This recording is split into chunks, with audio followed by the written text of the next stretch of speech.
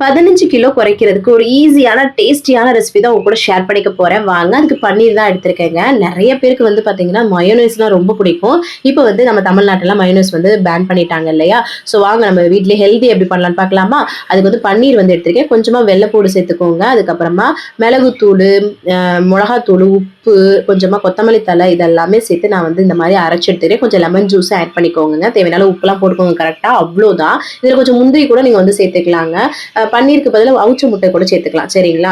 இப்போ வந்து அந்த மயோனைஸ் வந்து நீங்க எப்படி வேணாலும் ஹெல்த்தியா யூஸ் பண்ணிக்கலாம். இன்னொன்னு வந்து பார்த்தீங்கன்னா, சாண்ட்விச் மாரி பண்ண போறோம் இல்லையா? வெங்காயம் பொடியா கட் பண்ணிட்டு, தக்காளி, பச்சை மிளகா, முட்டைக்கோசு எல்லாமே பொடியா கட் பண்ணி சேர்த்துருக்கேன். நீங்க கேரட் துருவி கூட சேர்த்துக்கலாம். சரிங்களா? இது வேற ஏதாவது வெஜிடபிள்ஸ் வேணாலும் சேர்த்துக்கலாம். இத நல்லா அந்த மிக்ஸ் பண்ணியிருக்கோம்ல, நம்ம அரைச்சிருக்கோம்ல, அந்த பன்னீர் கலவை அதையும் சேர்த்து, அந்த மயோனைஸையும் சேர்த்து நல்லா குழப்பி இந்த மாரி மிக்ஸ் பண்ணிட்டோம்னா, சூப்பரா ரெடி ஆயிடும். அத வந்து இந்த மாரி ப்ரவுன் பிரெட்ட டோஸ்ட் பண்ணிட்டு உள்ள ஸ்டஃப் பண்ணி சாப்பிட்டோம்னா, அவ்ளோ ஃபில்லிங்கா இருக்கும். கண்டிப்பா ட்ரை பண்ணி பாருங்க.